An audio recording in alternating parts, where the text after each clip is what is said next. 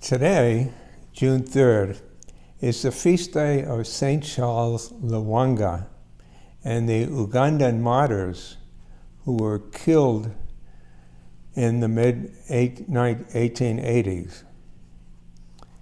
The observance is held on the day in which St. Charles and several other Catholic and Anglicans were forced to suffer gruesome death in 1886. Now, some early progress had been made in the evangelization of the Buganda area located in the eastern part of Central Africa, present-day Uganda, a somewhat advanced civilization. However, Buganda had also a reputation of having rulers and subjects who could be, quote, unusually cruel, unquote. As Father James Martin notes in the chapter devoted to these martyrs in his popular book, quote, My Life with the Saints, unquote. The Buganda ruler, the Kabaka, or principal authority and power in the kingdom, was named Lwanga. He sought to root out Christianity among his people, especially after a Catholic subject, St. Joseph Mkatha, reproached him for his debauchery and for the massacre of a Protestant missionary.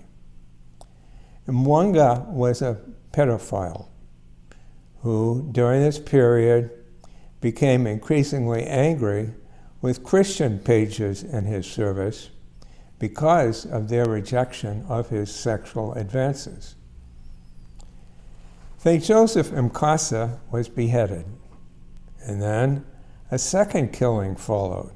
This time, one of the other young royal pages who had been giving religious instruction to some of the others. Meanwhile, 26-year-old Charles Lwanga had succeeded St. Joseph Mkatha in charge of the pages, some of whom he baptized, including St. Kizito, K-I-Z-I-T-O, a boy of 13 whom Lwanga had repeatedly saved from the designs of the royal ruler. Well, the angry Lwanga got all the pages together, and the Catholic and Anglican Christians were ordered to separate themselves from the rest. Led by Lwanga and Kizito, the oldest and youngest of the Catholics there, all were given the choice to renounce Christianity or be put to death. The response was, till death. Now, the place of execution, Namugongo, where they were to be burned, was several miles away, and the group, consisting of 16 Catholics and 10 Anglicans, were led off, bound by ropes and shackles. 3 were killed on the road. The others underwent cruel imprisonment for a week, while a huge fire was being prepared. During that time, the youth prayed and sang hymns in preparation for their death. On June 3rd, Charles Lwanga was the first to be put to death. Father Martin, who has spent time in the area, writes that Lwanga, quote, was wrapped tightly in a reed mat. A yoke was hung on his neck, and he was thrown onto a pyre.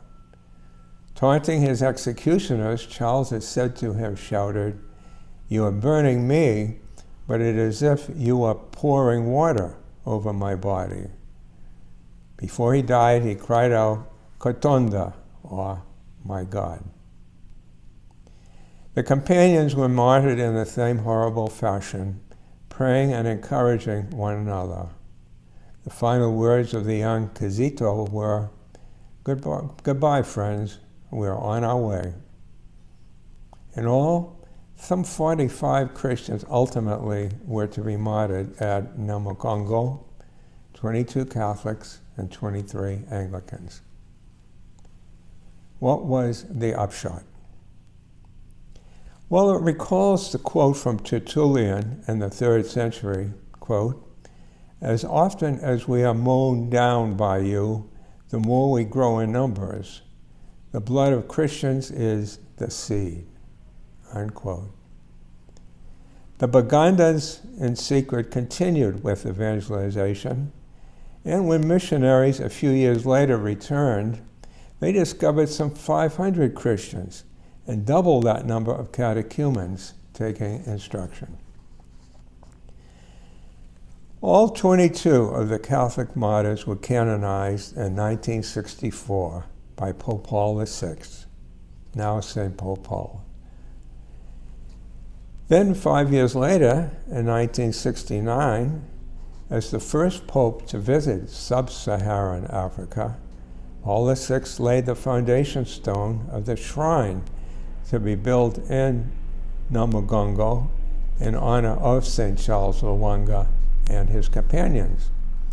The shrine was completed in 1975, as was a separate one for the Anglican martyrs, and St. Charles was named patron of African youth. In numbers, Tertullian's quote hit the nail on the head, because there are over 20 million Christians in Uganda today, and the number is growing. The small, brave group of 1886 martyrs stand as remarkable witnesses of our faith. So, in this difficult period, not only of the pandemic challenge, but of racial discrimination against Africans and those of African descent, this is a good day to ask for the intercession of Charles Lwanga, Kizito, and the other Ugandan martyrs.